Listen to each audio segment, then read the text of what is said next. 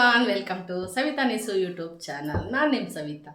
ಇವತ್ತಿನ ದಿನ ನಾನು ಒಂದು ಸಿರಿಧಾನ್ಯದ ರೆಸಿಪಿ ಮಾಡೋಣ ಅಂತ ಹೇಳ್ಬಿಟ್ಟು ಎಲ್ಲ ಇಂಗ್ರೀಡಿಯೆಂಟ್ಸ್ಗಳನ್ನ ಜೋಡಿಸ್ಕೊಂಡಿದ್ದೀನಿ. ಯಾವುದು ಸಿರಿಧಾನ್ಯ ಅಂತ ಹೇಳಿದರೆ ಕೊರಲೆ ಅಕ್ಕಿ ಅಂತ. ಆ ಕೊರಲೆ ಅಕ್ಕಿನ ನಾನು ಆಗಲೇ ರವೆ ಮಾಡಿ ಇಟ್ಕೊಂಡಿದ್ದೀನಿ, ಅಂದರೆ ಪಳಗಿಸಿದ್ದೀನಿ. ಅದನ್ನು ಪಳಗಿಸಿರೋ ಅಂಥ ಅಕ್ಕಿನ ನೆನೆ ಹಾಕಿ ಅದಕ್ಕೆ ಏನೇನೆಲ್ಲ ಹಾಕ್ತಾಯಿದ್ದೀನಿ ಅಂತ ಕೂಡ ನಾನು ನಿಮಗೆ ತೋರಿಸ್ಕೊಡ್ತೀನಿ. ಇದನ್ನು ತಿನ್ನೋದ್ರಿಂದ ಹಗುರವಾಗುತ್ತೆ ನಮ್ಮ ಬಾಡಿನೂ ಕೂಡ, ಅಥವಾ ಬೇಗ ಹಶ್ವಾಗಲ್ಲ, ಮತ್ತು ನಮಗೆ ಅದರಿಂದ ಒಳ್ಳೆ ಫೈಬರ್ ಕಂಟೆಂಟ್ ಸಿಗೋದ್ರಿಂದ ನಮಗೆ ಗ್ಯಾಸ್ಟ್ರಿಕ್ ಥರ ಆಗೋದಾಗಲಿ ಏನೊಂದು ಆಗೋದಿಲ್ಲ. ತುಂಬ ಒಳ್ಳೆಯದು ಹೆಲ್ತಿಗೆ ಅಂತೇಳ್ಬಿಟ್ಟು ನಾನು ಸಿರಿಧಾನ್ಯದ ಅಡುಗೆಗಳನ್ನ ಒಂದೊಂದೇ ಅವಾಗವಾಗ ಮಾಡಿ ತೋರಿಸ್ತಾ ಇರ್ತೀನಿ. ಇವಾಗ ನಾನು ಕೊರಲೆ ಅಕ್ಕಿನ ದೋಸೆ ಮಾಡ್ತಾಯಿದ್ದೀನಿ. ಬನ್ನಿ ಹೇಗೆಲ್ಲ ಜೋಡಿಸ್ಕೊಂಡು ಏನೆಲ್ಲ ಹಾಕಿ ಮಾಡ್ತಾಯಿದ್ದೀನಿ ಅಂತೇಳ್ಬಿಟ್ಟು ತೋರಿಸ್ತಾ ಹೋಗ್ತೀನಿ. ನಿಮಗೆ ನಾನು ಮಾಡಿರೋ ವಿಡಿಯೋ ಇಷ್ಟ ಆದರೆ, ನಾನು ಮಾಡಿರೋ ರೆಸಿಪಿ ಬಗ್ಗೆ ಇಷ್ಟ ಆದರೆ ಒಂದು ಸಬ್ಸ್ಕ್ರೈಬ್ ಮಾಡ್ಕೊಳ್ಳಿ. ಹಾಗೆ ಕಮೆಂಟ್ ಮಾಡಿ, ಶೇರ್ ಮಾಡಿ, ಲೈಕ್ ಮಾಡಿ. ಹಾಗೆ ನೀವು ಕಮೆಂಟ್ ಮಾಡೋದ್ರಿಂದ ನನಗೆ ಒಂದು ಪ್ರೋತ್ಸಾಹ ಕೊಟ್ಟಂಗಾಗುತ್ತೆ. ಹೌದು, ಮಾಡ್ಬೋದು, ಈ ಥರನ ನಾವು ಟ್ರೈ ಮಾಡೋಣ ಅಂತ ಅಂದ್ಕೊತಾರೆ ಅಂತ ನನಗೂ ಹೊಸ ಹೊಸ ರೆಸಿಪಿ ಬಿಡೋದಕ್ಕೆ ಎನ್ಕರೇಜ್ ಮಾಡ್ದಂಗಾಗುತ್ತೆ. ನನಗೆ ನಿಮ್ಮ ಕಮೆಂಟ್ಗಳನ್ನು ಕೇಳಿದರೆ ನನಗೂ ಹೊಸ ಹೊಸ ರೆಸಿಪಿಗಳು ಮಾಡೋದಕ್ಕೆ ತುಂಬ ಅನುಕೂಲ ಆಗುತ್ತೆ. ಹೊಸ್ದಾಗಿ ನೋಡ್ತಾ ಇರೋರು ಎಲ್ಲನೂ ಕೂಡ ಸಬ್ಸ್ಕ್ರೈಬ್ ಮಾಡ್ಕೊಳ್ಳಿ ಅಂತ ಹೇಳ್ತಾ ಬನ್ನಿ ನೋಡ್ಕೊಂಡು ನೋಡಿ. ಈ ರೀತಿಯಾಗಿ ದೋಸೆ ಬರುತ್ತೆ. ಹಾಗೆ ವೆಜಿಟಬಲ್ ಚಟ್ನಿ ಮತ್ತು ಆಲೂ ಮತ್ತು ಬಟಾಣಿದು ಪಲ್ಯನೂ ಕೂಡ ಮಾಡಿದ್ದೀನಿ. ಬನ್ನಿ ಹೇಗೆ ಮಾಡೋದು ಅಂತ ನೋಡ್ಕೊಂಡು ಬರೋಣ. ನೋಡಿ, ನಾನಿಲ್ಲಿ ನಾಳೆಗೆ ಅಂತೇಳಿ ಕೊರಲೆ ಅಕ್ಕಿ ಬರುತ್ತಲ್ಲ, ಸಿರಿಧಾನ್ಯಗಳಲ್ಲಿ ಕೊರಲೆ ಅಕ್ಕಿನೂ ಒಂದು. ಆ ಕೊರಲೆ ಅಕ್ಕಿನ ನಾನೇನು ಮಾಡ್ತೀನಿ ಅಂತೇಳಿದರೆ ತೊಳೆದು ನೆನೆ ಹಾಕಿ ಒಣಗಿಸಿಟ್ಕೊಂಡಿರ್ತೀನಿ. ಅದನ್ನು ನಾನು ಮಿಕ್ಸಿ ಒಳಗೆ ಒಂದು ಸ್ವಲ್ಪ 2 ಹೋಳಾಗಂಗೆ ತರಿ ಮಾಡಿ ಇಟ್ಕೊಂಡಿರ್ತೀನಿ. ಆ ತರಿನ ನಾನು ಅವಾಗವಾಗ ಬೇಕು ಅಂದರೆ ವೆರೈಟೀಸ್ ಆಫ್ ಟಿಫನ್ ಅಥವಾ ಊಟ ಎರಡನ್ನೂ ಕೂಡ ಮಾಡ್ತೀನಿ. ಅದರಲ್ಲಿ ನಾನು ತಿಂಡಿ ಆಗಲಿ ಅಡುಗೆ ಆಗಲಿ ಎರಡನ್ನೂ ಕೂಡ ತಯಾರಿಸ್ತೀನಿ. ಹಾಗೆಯೇ ನಾಳೆ ನಾನು ಸಿರಿಧಾನ್ಯದ ದೋಸೆ ಮಾಡೋಣ ಅಂತ ಅಂದ್ಕೊಂಡು ಕೊರಲೆ ಅಕ್ಕಿನ ನಾನು ಏನು ಹೊಡೆದಿಟ್ಕೊಂಡಿರ್ತೀನಿ ರವೆ ಥರ, ಅದನ್ನು ನಾನು ನೆನೆ ಹಾಕ್ತಾಯಿದ್ದೀನಿ. ಇದು 8 ಗಂಟೆಗಳ ಕಾಲ ನೆನಿಬೇಕು. ನೆಂದರೆ ನಮಗೆ ಯಾವುದೇ ಒಂದು ಉಷ್ಣ ಆಗೋದಿಲ್ಲ. ಸಿರಿಧಾನ್ಯಗಳು ಸ್ವಲ್ಪ ಉಷ್ಣನೇ, ಅವನ್ನ ಚೆನ್ನಾಗಿ ಪಳಗಿಸ್ಬೇಕು. ಹಾಗಾಗಿ ನಾನು ಒಂದು 8 ಅಥವಾ 6 ಗಂಟೆ ಕಾಲ ಇದನ್ನು ನಾನು ಬೆಳಗ್ಗೆ, ಇವಾಗ 11 ಗಂಟೆ ಆಗಿದೆ, ಇವಾಗ ನೆನೆ ಹಾಕಿದ್ದೀನಿ. ಸಂಜೆ 6 ಗಂಟೆ ನಂತರ ನಾನು ಇದನ್ನು ಮಿಕ್ಸಿಯಲ್ಲಿ ಗ್ರೈಂಡ್ ಮಾಡ್ಕೋಬೇಕು. ಅದಕ್ಕೆ ನಾವು ಏನು ದೋಸೆಗೆ ತೊಗೊಂಡಿರ್ತೀವಲ್ವ, ಉದ್ದಿನ ಕಾಳು ಬೇಕಂದರೆ ಹೆಸ್ರು ಕಾಳು ಹಾಕ್ಕೊಳ್ರಿ. ನಾನಿಲ್ಲಿ ಹೆಸ್ರು ಕಾಳು ಹಾಕ್ಕೊಂಡಿದ್ದೀನಿ.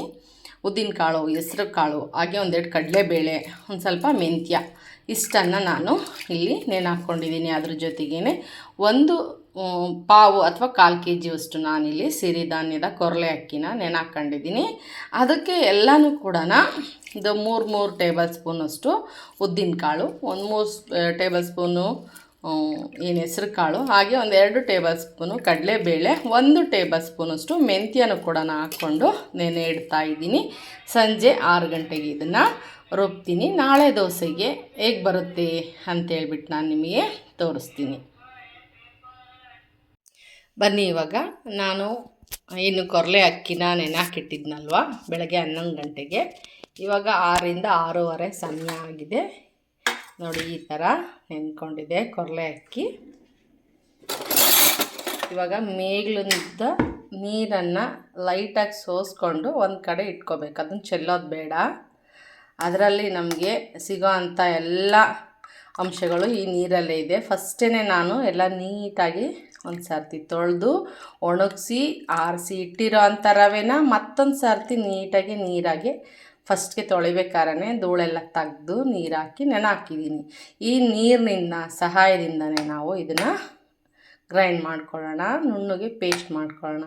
ಜೊತೆಗೆ ಉದ್ದಿನಬೇಳೆ, ಹಾಗೆ ಹೆಸ್ರು ಕಾಳು, ಕಡಲೆಬೇಳೆ ಎಲ್ಲ ಹಾಕಿದ್ನಲ್ವ, ಒಂದು 3 ಟೇಬಲ್ ಸ್ಪೂನು, ಕೆಲವು 2 ಟೇಬಲ್ ಸ್ಪೂನು ಎಲ್ಲ ಬೆಳಗ್ಗೆ ಹೇಳಿದ್ನಲ್ವ.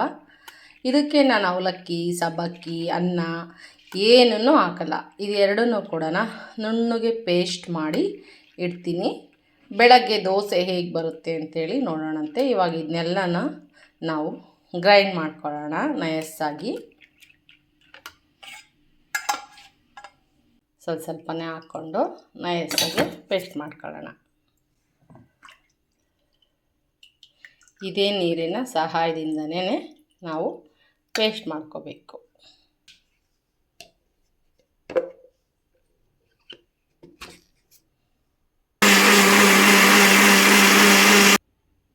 ಇವಾಗ ಬನ್ನಿ ನೋಡಿ, ಈ ಥರ ನುಣ್ಣಗೆ ಪೇಸ್ಟನ್ನು ಮಾಡ್ಕೋಬೇಕು ನಾವು.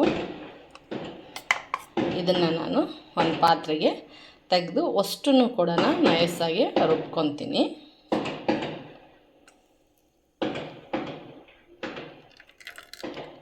ತುಂಬಾ ರುಚಿಯಾಗಿರುತ್ತೆ ಮತ್ತು ಹೆಲ್ದಿಯಾಗೂ ಇರುತ್ತೆ. ಸಿರಿಧಾನ್ಯಗಳ ಮಹತ್ವ ನಿಮಗೆ ಈಗಾಗಲೇ ಎಲ್ಲ ಗೊತ್ತಾಗಿರಬೇಕು. ಎಲ್ಲರೂ ಇವಾಗ ಯೂಸ್ ಮಾಡೋಕ್ಕೆ ರೂಢಿ ಮಾಡ್ತಾ ಇದ್ದಾರೆ. ಅದನ್ನು ನೀಟಾಗಿ ಪಳಗಿಸಿ ತಿಂದರೆ ತುಂಬ ಆರೋಗ್ಯಕ್ಕೆ ಒಳ್ಳೆಯದು ಅಂತ ಕೂಡ ನಾನು ಹೇಳೋದಕ್ಕೆ ಇಷ್ಟಪಡ್ತೀನಿ. ತುಂಬ ರುಚಿಯಾಗೂ ಕೂಡ ಇರುತ್ತೆ, ಹೆಲ್ದಿಯಾಗೂ ಇರುತ್ತೆ. ಸ್ವಲ್ಪ ನಿಗಾ ವಹಿಸಿ ಅದನ್ನು ನೆನೆ ಹಾಕಿ ಮಾಡೋ ಅಂಥದ್ದನ್ನ ನಾವು ರೂಢಿ ಮಾಡ್ಕೋಬೇಕು ಅಷ್ಟೇ. ಇವಾಗ ಉದ್ದಿನಬೇಳೆ ಎಲ್ಲ ಏನೇನು ಇಟ್ಕೊಂಡಿದ್ನೋ ಅದನ್ನು ಕೂಡ ನಾನು ನುಣ್ಣಗೆ ಪೇಸ್ಟ್ ಮಾಡ್ಕೊತಾ ಇದ್ದೀನಿ. ಯಾವುದೇ ರೀತಿಯ ಅವಲಕ್ಕಿ, ಅಕ್ಕಿ, ಸಬ್ಬಕ್ಕಿ ಈ ಥರ ಎಲ್ಲ ಯೂಸ್ ಮಾಡ್ತಾಯಿಲ್ಲ ನಾನು. ಏನು ತೋರಿಸಿದ್ದೀನೋ ಎಷ್ಟು ಇಂಗ್ರೀಡಿಯೆಂಟ್ಸಲ್ಲಿ ಸೂಪರಾಗಿರೋ ದೋಸೆ ಬರುತ್ತೆ. ಇದನ್ನು ಕೂಡ ನುಣ್ಣಗೆ ಪೇಸ್ಟ್ ಮಾಡೋಣ. ನೋಡಿ, ನಾನು ಉದ್ದಿನಬೇಳೆನೂ ಕೂಡ ಎಷ್ಟು ನಯಸ್ಸಾಗಿ ನಾನು ಗ್ರೈಂಡ್ ಮಾಡ್ಕೊಂಡಿದ್ದೀನಿ. ಇದನ್ನೆಲ್ಲನ ಕೂಡಿಸೋಣ ಫಸ್ಟು.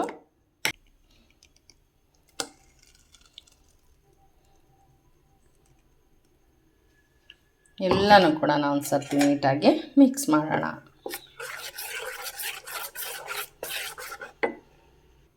ನಾವು ಎಲ್ಲನೂ ಮಿಕ್ಸಿ ಮಾಡಿಕೊಂಡು ನಯಸ್ಸಾಗಿ ಹಾಗೆಯೇ ಒಂದು ಮಣ್ಣಿನ ಮಡಿಕೆಗೆ ಟ್ರಾನ್ಸ್ಫರ್ ಮಾಡ್ಕೋಬೇಕು ನಾವು. ಸ್ಟೀಲಲ್ಲಿ ಈ ಸಿರಿಧಾನ್ಯಗಳನ್ನ ಮಡಿಕೆಯಲ್ಲಿ ಮಾಡಿಕೊಂಡು ಉಂಡಷ್ಟು ಬೇರೆ ಅದರಲ್ಲಿ ಸ್ಟೀಲ್ ಅಥವಾ ಸಿಲ್ವರಲ್ಲಿ ಮಾಡಿದರೆ ಅಷ್ಟೊಂದು ನಮಗೆ ಯೂಸ್ ಆಗೋಲ್ಲ. ಇದರಲ್ಲಿ ನಾವು ಹಾಕಿದರೆ ಫ್ರೀಯಾಗಿ ಬ್ಯಾಕ್ಟೀರಿಯಾಗಳು ನಮಗೇನೆಲ್ಲ ಬೇಕು ಆ ಎಲ್ಲ ಬ್ಯಾಕ್ಟೀರಿಯಾಗಳು ಚೆನ್ನಾಗಿ ಬಿಟ್ಕೊಳ್ತವೆ, ಗಾಳಿ ಆಡುತ್ತೆ. ಹಂಗಾಗಿ ನಾವಿದು ಕ್ಯಾಪ್ ಆದ್ರೂ ಕೂಡ ಒಂದು ಕಾಟನ್ ಸಹಾಯದಿಂದ ಮುಚ್ಚಿ ಮೇಲೆ ಒಂದು ಲಘುವಾಗಿ ಒಂದು ಪ್ಲೇಟ್ ಏನಾದರೂ ಇಡಬೇಕು. ನೋಡಿ, ನಾನಿವಾಗ ಮಣ್ಣಿನ ಮಡಿಕೆಗೆ ಒಂದು ಮಣ್ಣಿನ ಪಾತ್ರೆಗೆ ಟ್ರಾನ್ಸ್ಫರ್ ಮಾಡಿದ್ದೀನಿ. ಹಿಟ್ಟನ್ನೆಲ್ಲನ ಈ ಹದದಲ್ಲಿ ಇಟ್ಟಿದ್ದೀನಿ. ಉಪ್ಪೆಲ್ಲ ಹಾಕಬಾರ್ದು ನಾವು, ಯಾಕೆಂದರೆ ಬ್ಯಾಕ್ಟೀರಿಯಾಗಳು ಬೆಳವಣಿಗೆಗೆ ಉಪ್ಪು ಸಹಾಯ ಮಾಡಲ್ಲ ಸದ್ಯಕ್ಕೆ. ಹಂಗಾಗಿ ಹಾಗೆ ಬಿಡೋಣ. ಇಷ್ಟೆಲ್ಲ ಚೆನ್ನಾಗಿ ಪ್ರೊಡ್ಯೂಸ್ ಆಗುತ್ತೆ. ನಾಳೆ ದೋಸೆಗೆ ಮಾಡಬೇಕಾದ್ರೆ ನಾವು ಸಾಲ್ಟು ಹಾಕ್ಕೊಳ್ಳೋಣಂತೆ. ಇವಾಗ ಇದಕ್ಕೆ ನಾನೊಂದು ಕಾಟನ್ ಬಟ್ಟೆನ ಹಾಕ್ಬಿಟ್ಟು ಮುಚ್ಚಿಡ್ತೀನಿ. ನೋಡಿ, ಈ ರೀತಿಯಾಗಿ ನಾನು ಒಂದು ಕಾಟನ್ ಬಟ್ಟೆನ ನೀಟಾಗಿ ಕವರ್ ಮಾಡಿದ್ದೀನಿ. ಇದಕ್ಕೆ ನಾನು ಲೂಸಾಗಿ ಒಂದು ಮೇಲೆ ಲೂಸಾಗಿರೋ ಅಂಥ ಟೈಟಾಗಿ ಕೂರಬಾರ್ದು, ಆ ಥರ ಲೂಸಾಗಿರೋದೊಂದು ಪ್ಲೇಟನ್ನು ಹೀಗೆ ಇಡ್ತೀನಿ. ಇದು ಗಾಳಿ ಆಡುತ್ತೆ, ಹಾಗಾಗಿ ಹಿಟ್ಟಲ್ಲಿ ನಮಗೆ ಬೇಕಾಗಿರೋ ಒಳ್ಳೆ ಬ್ಯಾಕ್ಟೀರಿಯಾಗಳು ಏನು ನಮಗೆ ಬೇಕೋ ಅದೆಲ್ಲ ಕೂಡ ಉತ್ಪಾದನೆ ಆಗುತ್ತೆ. ಬನ್ನಿ, ನಾಳೆ ಹೇಗೆ ಬರುತ್ತೆ ನೋಡಿ, ದೋಸೆ ಹೇಗೆ ಬರುತ್ತೆ ಅಂತಲೂ ಕೂಡ ನಾನು ನಿಮಗೆ ತೋರಿಸ್ತೀನಿ. ಬನ್ನಿ, ಇವಾಗ ನಾನು ಕೊರಲೆ ಅಕ್ಕಿದೆಲ್ಲ ರುಬ್ಬಿಟ್ಟಿದ್ನಲ್ವ ದೋಸೆಗೆ, ಯಾವ ಥರ ಹಿಟ್ಟು ಬೆಳೆದಿದೆ ಅಂಥೇಳಿ ನೋಡ್ಕೊಂಡು ಬರೋಣ.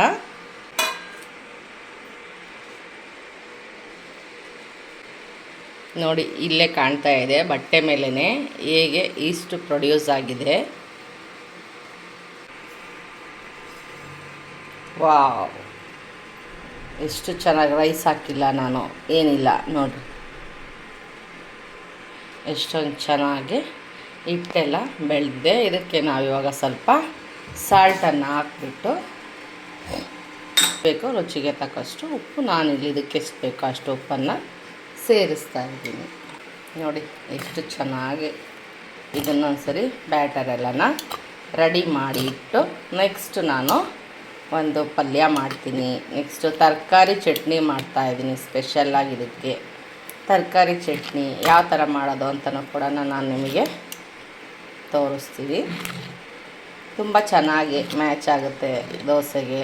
ಅದರಲ್ಲೂ ಸಿರಿಧಾನ್ಯದ ದೋಸೆಗೆ ತರಕಾರಿ ಚಟ್ನಿ ತುಂಬಾ ಚೆನ್ನಾಗಿರುತ್ತೆ. ಕಾಯಿ ಕಡಲೆ ಬೇಕು ಅಂತಲೇ ಇಲ್ಲ, ತರಕಾರಿಯಿಂದಲೇ ನಾವು ಚಟ್ನಿನ ಮಾಡ್ಕೋಬೋದು. ನೋಡಿರಿ ಎಷ್ಟು ಚೆನ್ನಾಗಿ. ಇದಕ್ಕೆ ನೀರು ಬೇಕಂದರೆ ನೀವು ಯೂಸ್ ಮಾಡಿಕೊಂಡು ಎಷ್ಟು ನಿಮ್ಮ ಅದಕ್ಕೆ ಬೇಕು ದೋಸೆಗೆ ಆ ಥರ ನೀವು ಹಿಟ್ಟನ್ನು ಮಾಡ್ಕೋಬೋದು. ಬನ್ನಿ ಇವಾಗ ಚಟ್ನಿ ಮಾಡೋಣ.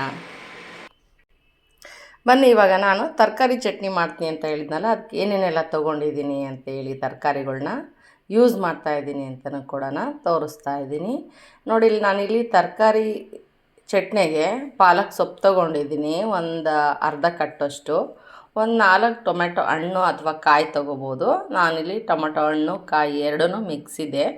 ಹಾಗೆಯೇ ಒಂದು 2 ಕ್ಯಾರೆಟ್ ತೊಗೊಂಡಿದ್ದೀನಿ, ಒಂದು 10 ಬೀನ್ಸ್ ತೊಗೊಂಡಿದ್ದೀನಿ. ಮೆಣಸಿನ್ಕಾಯಿ ಸ್ವಲ್ಪ ಖಾರ ಕಮ್ಮಿ ಇದೆ, ಹಾಗಾಗಿ ನನಗೆ ಖಾರ ಎಷ್ಟು ಬೇಕೋ ಅಷ್ಟು ಮೆಣಸಿನ್ಕಾಯಿ ತೊಗೊಂಡಿದ್ದೀನಿ. ಇಷ್ಟನ್ನು ಕೂಡ ನಾನು ಒಂದು ಕುಕ್ಕರ್ಗೆ ಹಾಕಿ 1 ವಿಷಲನ್ನು ಕೂಗಿಸ್ಕೊತೀನಿ. ನೆಕ್ಸ್ಟ್ ಪ್ರೊಸೀಜರ್ ಕೂಡ ನಾನು ನಿಮಗೆ ತೋರಿಸ್ಕೊಡ್ತೀನಿ. ಫಸ್ಟು ನಾವು ಇದನ್ನೆಲ್ಲನೂ ಕೂಡ ಒಂದು ಕುಕ್ಕರ್ಗೆ ಹಾಕ್ಕೊಳ್ಳೋಣ. ಹಾಗೆಯೇ ನಾನು ಅದ್ರ ಜೊತೆಗೇ ಇವತ್ತು ಬಟಾಣಿ ಮತ್ತು ಆಲೂಗಡ್ಡೆ ಪಲ್ಯ ಮಾಡೋಣ ಅಂತ ಇದ್ದೀನಿ. ಅದ್ರ ಜೊತೆಗೇ ನಾನು ಇದನ್ನು ಕೂಡ ಬೇಯಿಸ್ಕೊತಾ ಇದ್ದೀನಿ. ಮೊದಲು ನಾನು ಬಟಾಣಿ ಹಾಕ್ತಾಯಿದ್ದೀನಿ, ಇದು ಪಲ್ಯಕ್ಕೆ. ಜೊತೆಗೇ ಒಂದೇ ಸಾರಿ ಕೂಗುತ್ತೆ ಅನ್ನೋ ಉದ್ದೇಶದಿಂದ ನಾನು ಹಾಕ್ಕೊತಾ ಇದ್ದೀನಿ.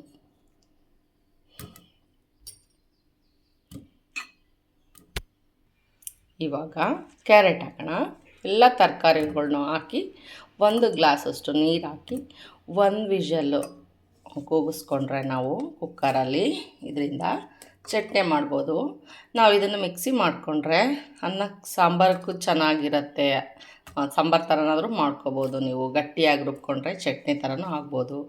ಯಾವುದೇ ರೀತಿಯ ದೋಸೆ, ಇಡ್ಲಿ, ಪಡ್ಡು ತಿಂದಾಗ ಗ್ಯಾಸ್ಟ್ರಿಕ್ ಅಂತ ಆಗಲ್ಲ. ಹಾಗಾಗಿ ನಾನು ಈ ಥರ ತರಕಾರಿ ಚಟ್ನಿನ ನಾನೇ ಕಂಡುಹಿಡ್ದಿರೋದು ಅಂತಲೂ ಹೇಳ್ಬೋದು. ತುಂಬ ಟೇಸ್ಟಿಯಾಗಿರುತ್ತೆ. ಹಂಗಾಗಿ ಒಂದು ಸರಿ ಮಾಡ್ಕೊಂಡು ನೋಡಿ, ತುಂಬ ಟೇಸ್ಟಿಯಾಗಿರುತ್ತೆ. ಇವಾಗ ಇದನ್ನು ಒಂದು ವಿಷಲ್ ಹಾಕ್ಸೋಣ.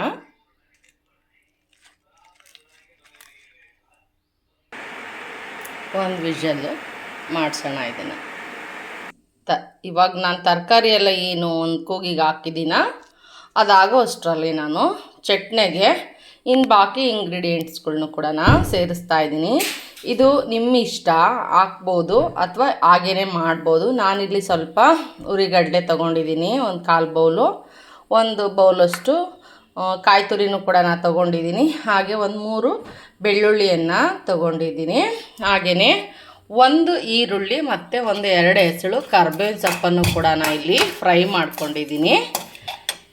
ಈ ಕಡಲೆ ಮತ್ತು ಕಾಯಿ ನಿಮ್ಮ ಆಪ್ಷನ್ನು, ಬೇಕಂದ್ರೆ ಹಾಕ್ಕೊಳ್ರಿ, ಇಲ್ಲದೇ ಇದ್ದರೆ ಬೇಕೇ ಬೇಕು ಅಂತಲೂ ಇಲ್ಲ. ಹಾಗಾಗಿ ತರಕಾರಿ ಚಟ್ನಿ ನಾನು ಹೇಳಿದ್ದು, ನಾನಿಲ್ಲಿ ಅವೈಲಬಲ್ ಆಗಿದ್ದೆ ಕಾಯಿ ಅದೆಲ್ಲ, ಹಂಗಾಗಿ ನಾನು ಹಾಕ್ತಾಯಿದ್ದೀನಿ. ಇವಾಗ ಇದನ್ನೆಲ್ಲ ಹಾಕಿ ಮಿಕ್ಸಿ ಮಾಡ್ಕೊಳ್ಳೋಣ ಒಂದು ಸಾರಿ. ನೆಕ್ಸ್ಟ್ ತರಕಾರಿ ಎಲ್ಲ ಹಾಕ್ಕೊಳ್ಳೋಣ. ಬನ್ನಿ ಇವಾಗ ಕಡಲೆಪಪ್ಪು ಹಾಕ್ತಾಯಿದ್ದೀನಿ. ಹಾಗೆಯೇ ಕಾಯಿ ತುರಿನೂ ಕೂಡ ಸೇರಿಸ್ತಾ ಇದ್ದೀನಿ. ಜೊತೆಗೆ ಈರುಳ್ಳಿ ಎಲ್ಲ ನಾನು ಹುರಿದಿಟ್ಕೊಂಡಿದ್ನಲ್ಲ, ಅದನ್ನು ಕೂಡ ಯೂಸ್ ಮಾಡ್ತಾಯಿದ್ದೀನಿ. ಇವಾಗ ಒಂದು ಸಾರಿ ಇದನ್ನು ಎಲ್ಲನೂ ಪೇಸ್ಟ್ ಮಾಡ್ಕೊಳ್ಳೋಣ. ಹಾಗೆ ನಾನು ರುಚಿಗೆ ತಕ್ಕಷ್ಟು ಉಪ್ಪನ್ನು ಕೂಡ ಸೇರಿಸ್ತಾ ಇದ್ದೀನಿ. ಟೊಮೆಟೊ ಹಾಕಿದ್ದೀವಲ್ವ, ಹಾಗಾಗಿ ಇವಾಗ ಇದನ್ನು ಒಂದು ಸಾರಿ ಗ್ರೈಂಡ್ ಮಾಡ್ಕೊಳ್ಳೋಣ. ನೆಕ್ಸ್ಟು ಬೇಯಿಸಿರೋ ತರಕಾರಿ ಹಾಕ್ಕೊಂಡು ನುಣ್ಣಗೆ ಪೇಸ್ಟ್ ಮಾಡ್ಕೊಳ್ಳೋಣಂತೆ. ಬನ್ನಿ ಇವಾಗ ಕುಕ್ಕರು ವಿಷಲೆಲ್ಲ ತಣ್ಣಗಾಗಿದೆ, ತೆಗೆದ್ಬಿಟ್ಟು ಯಾವ ಥರ ಬೆಂದಿದೆ ಅಂತೇಳಿ ತೋರಿಸ್ತೀನಿ ನಿಮಗೆ. ನೋಡಿ, ಈ ಥರ ಬಾಯ್ಲ್ ಆಗಿದೆ. ಇದನ್ನು ನಾವು ಒಂದು ಸ್ಟ್ರೈನರ್ಗೆ ಹಾಕಿ ಸ್ಟ್ರೈನ್ ಮಾಡ್ಕೊಳ್ಳೋಣ. ಇವಾಗ ಇದನ್ನು ಒಂದು ಸ್ಟ್ರೈನರ್ಸ್ ಹಾಕಿ ನಾವು ಎಲ್ಲನೂ ಕೂಡ ಬಸಿ ಹಾಕ್ಕೊಳ್ಳೋಣ ಎಲ್ಲ. ಇವಾಗ ನಾವು ಚಟ್ನಿಗೆ ಏನೆಲ್ಲ ಯೂಸ್ ಆಗುತ್ತೋ ಅದನ್ನೆಲ್ಲ ಚಟ್ನಿಗೆ ಯೂಸ್ ಮಾಡ್ಕೊಳ್ಳೋಣ. ಪಲ್ಯದನ್ನು ಸಪ್ರೇಟ್ ಮಾಡ್ಕೊಳ್ಳೋಣ. ಇವಾಗ ಆಲೂಗಡ್ಡೆ ರ್ಯಾಪರ್ ಎಲ್ಲ ತಗೋಬೇಕು, ಹಾಗಾಗಿ ಅದನ್ನು ಸಪ್ರೇಟ್ ಮಾಡ್ತಾಯಿದ್ದೀನಿ. ನೆಕ್ಸ್ಟ್ ಎಲ್ಲನೂ ಕೂಡ ನಾನು ಹಾಕಿ ಮಿಕ್ಸಿಗೆ ರುಬ್ತಾಯಿದ್ದೀನಿ. ಬಟಾಣಿ ಆಲೂಗಡ್ಡೆ ಒಂದು ಸಪ್ರೇಟ್ ಮಾಡ್ಕೊತೀನಿ. ನೋಡಿ, ಈ ಥರ ನಾನು ಸಪ್ರೇಟ್ ಮಾಡ್ಕೊಂಡಿದ್ದೀನಿ. ಇದು ಪಲ್ಯಕ್ಕೆ ಆಲೂಗಡ್ಡೆ ಮತ್ತು ಬಟಾಣಿನೂ ಕೂಡ ರೆಡಿಯಾಗಿದೆ. ಇವನ್ನ ನುಣ್ಣಗೆ ಪೇಸ್ಟ್ ಮಾಡ್ಕೊಳ್ಳೋಣ. ಇದಕ್ಕೆ ಉಪ್ಪು ಹಾಕಿದ್ದೀನಿ, ಮೆಣಸಿನ್ಕಾಯಿ, ಹುಳಿ, ಟೊಮೆಟೊ ಕಡಲೆ, ಶೇಂಗಾ, ಬೆಳ್ಳುಳ್ಳಿ, ಹಾಗೆ ಲಾಸ್ಟಿಗೆ ಸ್ವಲ್ಪ ಕೊತ್ತಂಬರಿ ಹಾಕಿ ನುಣ್ಣಗೆ ಪೇಸ್ಟ್ ಮಾಡಿದರೆ ಚಟ್ನಿ ಫಿನಿಶ್. ತುಂಬ ಹೆಲ್ದಿಯಾಗಿರುತ್ತೆ. ಮಕ್ಕಳು ತರಕಾರಿ ತಿನ್ನಲ್ಲ ಅಂತ ಹೇಳ್ತಿರ್ತೀರಲ್ಲ, ಈ ಥರ ಕಲರ್ಫುಲ್ಲಾಗಿ ಚಟ್ನಿ ಮಾಡಿ ನೀವು ಮೆಣಸಿನ್ಕಾಯಿ ಹಾಕ್ಬೇಡಿ, ಮೆಣಸು ಹಾಕಿ ಸ್ವಲ್ಪ ಬೆಲ್ಲ ಅಥವಾ ಡೇಟ್ಸನ್ನು ಹಾಕಿ ಮಿಕ್ಸಿ ಮಾಡಿ ಬ್ರೆಡ್ಡಿಗೆ ಟೋಸ್ಟ್ ಮಾಡಿ ಕೊಡ್ರಿ. ಮಕ್ಳಿಗೆ ಚಪಾತಿಗೆ ಹಚ್ಕೊಡ್ರಿ, ತುಂಬ ಚೆನ್ನಾಗಿ ತಿಂತಾರೆ, ಹೆಲ್ದಿಯಾಗೂ ಇರುತ್ತೆ. ಮಕ್ಕಳಿಗೆಲ್ಲ protein, vitamin, calcium, magnesium, fibre ಎಲ್ಲನೂ ಕೂಡ ಇದರಲ್ಲಿ ಸಿಗುತ್ತೆ ಅಂತ ನಾನು ಹೇಳೋಕ್ಕೆ ಇಷ್ಟಪಡ್ತೀನಿ. ಇವಾಗ ನಾನು ಇದನ್ನು ಗ್ರೈಂಡ್ ಮಾಡ್ಕೊಂಡು ಬರ್ತೀನಿ. ಹಾಗೆ ಲಾಸ್ಟಿಗೆ ಕೊತ್ತಂಬರಿ ಹಾಕಿ ನುಣ್ಣಗೆ ಪೇಸ್ಟ್ ಮಾಡಿ ತೋರಿಸ್ತೀನಿ. ನಾನಿಲ್ಲಿ ಇದನ್ನು ನುಣ್ಣಗೆ ಪೇಸ್ಟ್ ಮಾಡಿದ್ದೀನಿ. ಈ ಥರವಾಗಿ ಪೇಸ್ಟ್ ಮಾಡ್ಕೊಂಡಿದ್ದೀನಿ. ಚಟ್ನಿ ಯಾವ ಥರ ರುಬ್ಕೊತೀವೋ ಆ ಥರ ಪೇಸ್ಟ್ ಮಾಡಿದ್ದೀನಿ. ಇದಕ್ಕೊಂದು ಒಗ್ಗರಣೆ ಮಾಡ್ಕೋಬೋದು, ನಿಮ್ಮ ಆಪ್ಷನ್ ಅದು. ಆಯಿಲ್ ಜಾಸ್ತಿ ತಿನ್ನಲ್ಲ ಅಂದರೆ ಬೇಡ, ಹಾಗೇ ತಿನ್ಬೋದು. ಬಟ್ ನಾನಿಲ್ಲಿ ಸ್ವಲ್ಪ ಒಂದು ಒಗ್ಗರಣೆ ಮಾಡ್ಕೊತಾ ಇದ್ದೀನಿ. ಬನ್ನಿ, ಇವಾಗ ಒಂದು ತುಪ್ಪ ಚಮಚದಷ್ಟು ಎಣ್ಣೆ ಹಾಕಿದ್ದೀನಿ ನಾನಿಲ್ಲಿ. ಇವಾಗ ಅದಕ್ಕೆ ಸಾಸಿವೆ ಹಾಕಿ ಒಂದು ಸ್ವಲ್ಪ ಕರ್ಬೇವಿನ ಸೊಪ್ಪು ಹಾಕಿ ಒಂದು ಒಗ್ಗರಣೆ ಕೊಟ್ಕೊತಾ ಇದ್ದೀನಿ.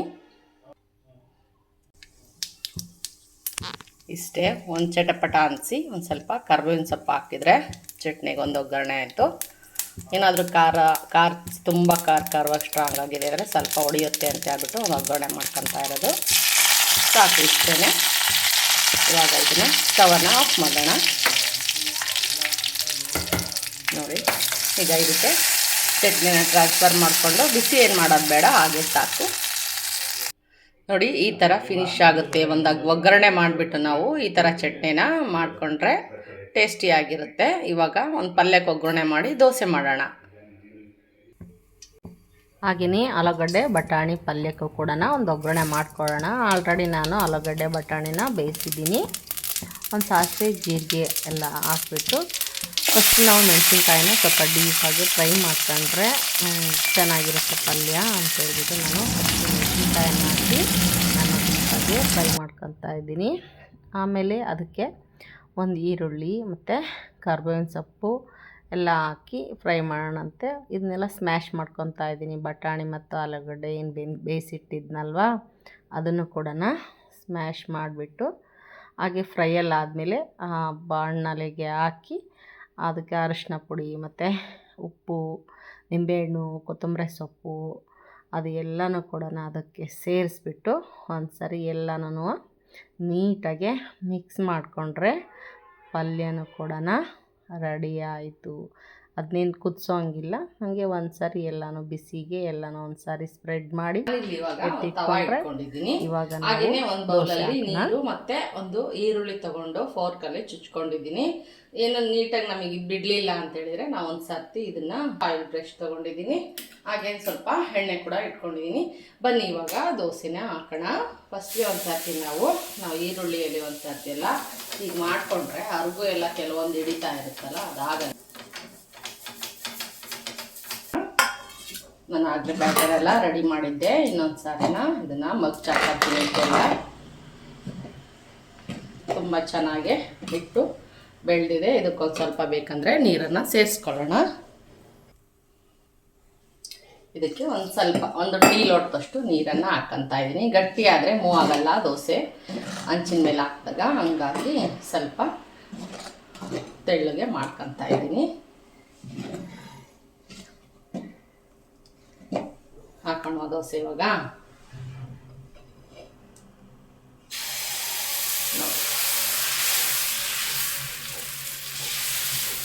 ತೆಳ್ಳಗೆ ಬೇಕಂದರೆ ತೆಳ್ಳಗೆ ಹಾಕ್ಕೊಳ್ರಿ, ದಪ್ಪ ಬೇಕಂದರೆ ದಪ್ಪ ಹಾಕ್ಕೊಳ್ಳಿ. ಎಷ್ಟಿಗೆ ಬರುತ್ತೆ, ಹೆಲ್ದಿಯಾಗೂ ಇರುತ್ತೆ, ತುಂಬ ಆರೋಗ್ಯಕರವಾಗಿ ಗ್ಯಾಸ್ಟ್ರಿಕ್ಕು ಅಂಥದ್ದು ಏನೂ ಆಗದೆ ತುಂಬಾ ಚೆನ್ನಾಗಿ ಬರುತ್ತೆ. ಕೊರಲೆ ಅಕ್ಕಿ ದೋಸೆ ಈ ಥರ ಮಾಡ್ಕೊತೀನಿ. ಅದಕ್ಕೆ ಈ ಥರ ತರಕಾರಿ ಚಟ್ನಿ, ಒಂದು ಪಲ್ಯ ಅಥವಾ ಸಾಗು ಎಲ್ಲ ಮ್ಯಾಚ್ ಆಗುತ್ತೆ, ತುಂಬಾ ಚೆನ್ನಾಗಿರುತ್ತೆ. ಟೇಸ್ಟ್ ಹೇಗೆ ಬಂದಿದೆ ಅಂತೇಳಿ ತಿಂದ್ಬಿಟ್ಟು ನಾನು ನಿಮಗೆ ಹೇಳ್ತೀನಿ. ನೋಡಿ ಎಷ್ಟು ಚೆನ್ನಾಗಿ ಬಿಡ್ತಾ ಇದೆ ನೋಡಿ. ರೈಸು ಏನೊಂದು ಹಾಕಿಲ್ಲ ನಾನು, ಎಷ್ಟು ಚೆನ್ನಾಗಿ ಬರ್ತಾ ಇದೆ ನೋಡಿ. ಮಗ್ಚಿ ಇನ್ನೊಂದು ಮಕ್ಕನ ಕೂಡ ಬೇಯಿಸ್ಕೊಳ್ಳೋಣ. ನಿಮಗೆ ಕೆಂಪು ಚೆನ್ನಾಗಿ ಬೇಕು ಅಂದರೆ ಸ್ವಲ್ಪ ಮೊಸರನ್ನು ಕೂಡ ಆ್ಯಡ್ ಮಾಡ್ಕೋಬೋದು. ಹಾಕ್ದಿದ್ರೂ ಅವಶ್ಯಕತೆ ಇಲ್ಲ, ಕಲರ್ ಏನು ಅವಶ್ಯಕತೆ ಇಲ್ಲ. ಟೇಸ್ಟಿಯಾಗಿ ಆರೋಗ್ಯಕರವಾಗಿದ್ದರೆ ಆಯಿತು. ಈ ಥರ ಬರುತ್ತೆ ನೋಡಿ. ಇದು ಕೊರ್ಲೆ ಅಕ್ಕಿ, ಸಿರಿಧಾನ್ಯಗಳ ಒಂದು ಅಕ್ಕಿಯಿಂದ ಮಾಡಿರೋಂಥ ದೋಸೆ. ಟೇಸ್ಟಿಯಾಗಿರುತ್ತೆ, ಹಸಿವು ಬೇಗ ಕೊಡೋದಿಲ್ಲ, ಹಾಗೆ ನಮ್ಗೆ ಯಾವ ಗ್ಯಾಸ್ಟ್ರಿಕ್ಕು ಆಗೋದಿಲ್ಲ. ಆ ಉದ್ದೇಶದಿಂದ ನಾವು ಸಿರಿಧಾನ್ಯವನ್ನು ತಿನ್ನಬೇಕು. ಅದರಲ್ಲಿ ಫೈಬರ್ ಅಂಶ ಜಾಸ್ತಿ ಇರೋದ್ರಿಂದ ನಮಗೆ ಆರೋಗ್ಯ ತುಂಬ ಹಗುರವಾಗಿರುತ್ತೆ. ಸಿರಿಧಾನ್ಯಗಳನ್ನು ತಿಂದರೆ ಅಕ್ಕಿಯಂತೆ ಹಾರಾಡ್ತಾನೆ ಮನುಷ್ಯ, ಅಷ್ಟು ಹಗುರವಾಗಿರುತ್ತೆ ದೇಹ ಅಂತಲೂ ಕೂಡ ಹೇಳ್ತಾರೆ. ಹಾಗಾಗಿ ಸಿರಿಧಾನ್ಯನ ನಾವು ಪಳಗಿಸಿ ಮಾಡೋ ಅಂಥ ವಿಧಾನಗಳನ್ನ ಕಲ್ತ್ಕೋಬೇಕು ಅಂತ ಹೇಳೋದಕ್ಕೆ ನಾನು ಇಷ್ಟಪಡ್ತೀನಿ. ಬನ್ನಿ, ಈ ದೋಸೆ ಎಲ್ಲ ಆದಮೇಲೆ ಟೇಸ್ಟ್ ಹೇಗೆ ಬಂದಿದೆ ಅಂತೇಳಿ ತಿಂದ್ಬಿಟ್ಟು ಹೇಳೋಣ. ಸ್ವಲ್ಪ ಹೊತ್ತಿಟ್ರೆ ಕೆಂಪು ಕೂಡ ಆಗುತ್ತೆ ದೋಸೆ.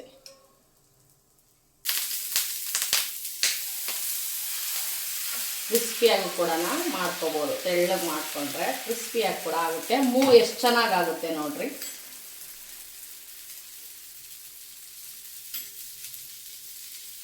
ಆಯಿಲ್ ಬೇಡ ಅಂದ್ರೂ ಹಾಗೇನೂ ಕೂಡ ಮಾಡ್ಕೋಬೋದು. ಹಂಚಿಂದ ಚೆನ್ನಾಗಿ ಎದ್ದೇಳುತ್ತೆ ದೋಸೆ. ನೋಡ್ತಾ ಇರ್ಬೋದು, ಕ್ಷಣಕ್ಕೇನೆ ಬಂದ್ಬಿಡುತ್ತೆ ದೋಸೆ. ಇದೆಲ್ಲ ನೋಡ್ರಿ, ಇದೆಲ್ಲ ಯಾವ ಥರ ಹೋಲ್ಸ್ ಎಲ್ಲ ಬಂದಿದೆ ಅಂದರೆ ಇದೆಲ್ಲ ಹಿಟ್ಟು ಚೆನ್ನಾಗಿ ಬೆಳೆದಿದೆ. ಈ ಥರ ಬಂದರೆ, ಬರಲಿಲ್ಲ ಅಂದರೆ ಹಿಟ್ಟು ಬೆಳೆದಿಲ್ಲ ಅಂತ.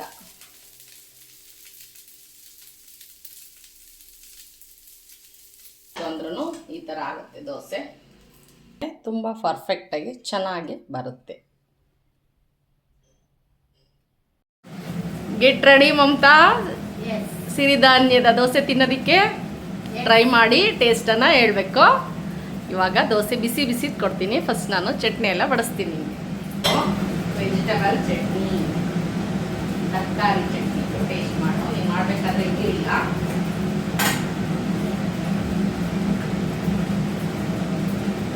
ಬಟಾಣಿ ಆಲೂ ಪಲ್ಯ. ಇವಾಗ ಟೇಸ್ಟ್ ಮಾಡಿ ಹೇಳಿ ಮೇಡಮ್, ಹೇಗಿದೆ ಟೇಸ್ಟು? ಸೂಪರ್ ಆಗಿದೆ. ಮಿಲೆಟ್ ರೈಸ್ ಚೆನ್ನಾಗಿರುತ್ತಾ ಅಥವಾ ವೈಟ್ ರೈಸ್? ಅಂತ ಸಿರಿಧಾನ್ಯಗಳ ಇದರಿಂದ ದೋಸೆ ಇವೆಲ್ಲ ಮಾಡ್ಕೊಂಡು ತಿಂದರೆ ಸೂಪರ್ ಆಗಿರುತ್ತೆ, ಹೆಲ್ದಿಯಾಗೂ ಇರುತ್ತೆ ಅಂತೇಳಿ ನಾನು ಈಗೊಂದು 5-6 ವರ್ಷಗಳ ಹಿಂದೆ ಪ್ರಯೋಗಗಳನ್ನ ಮಾಡ್ತಾನೇ ಇದ್ದೀನಿ. ಕೆಲವೊಂದು ರೆಸಿಪಿಗಳನ್ನ ಮಾಡಿ ನೋಡಿ ತಿಂದು ನಂತರ ನಾನು ವಿಡಿಯೋದಲ್ಲಿ ಒಂದೊಂದು ಹಾಕ್ತಾ ಇದ್ದೀನಿ. Thank you. ನಾನು ಕೂಡ ಟೇಸ್ಟ್ ಮಾಡ್ತೀನಿ ನಿನ್ನ ಜೊತೆಗೆ. ಚಪಾತಿ ಎಲ್ಲದಕ್ಕೂ ತುಂಬ ಚೆನ್ನಾಗಿರುತ್ತೆ. ಬೆಳಗ್ಗೆ ಹಚ್ಚಕ್ಕಾಗಲ್ಲ ಅಂತೇಳಿ ನಾನು ಈ ಥರ ರೆಸಿಪಿನ ನಾನು ಓನ್ ರೆಸಿಪಿ ಅಂತ ಹೇಳ್ಕೊಡ್ತೀನಿ. ಈ ಸಲ ಕೂಡ ಟೇಸ್ಟ್ ಮಾಡೋ ಅಕ್ಕ ತಂಗಿಯರು ಯಾವತ್ತೋ ದಿವಸ ಬರ್ತೀರಾ, ನಮ್ಮ ಅಕ್ಕಪಕ್ಕ ಮನೆಯವರು ಇರತಕ್ಕಂಥ ಅಕ್ಕ ತಂಗಿಯರೇ ನನಗೆ ಕೀರ್ಸನ ಇವತ್ತು ಮಾಡಿ ಟೇಸ್ಟ್ ಮಾಡೋದಕ್ಕೆ ಕೊಟ್ಟಿದ್ದಾರೆ. ಇದ್ರ ಟೇಸ್ಟ್ ಕೂಡ ತುಂಬ ಸಾಫ್ಟಾಗಿ ಮಾಡಿದ್ದಾರೆ. ನಮ್ಮ ಎದುರುಗಡೆ ಮನೆ ಫ್ರೆಂಡು ಅಥವಾ ಅಕ್ಕ ತಂಗಿ ನಾವು ಇನ್ನೊಂದು ಕರ್ತೀವಿ, ಅವರಿಗೆ ಅವರು ಟೇಸ್ಟ್ ಕೀರ್ಸ ಮಾಡಿದ್ದಾರೆ. ಹಾಗಾಗಿ ಅದನ್ನು ಕೂಡ ನಾನು ಟೇಸ್ಟ್ ಮಾಡಿ ಹೇಳ್ಬೇಕು. ಚೆನ್ನಾಗಿದೆ.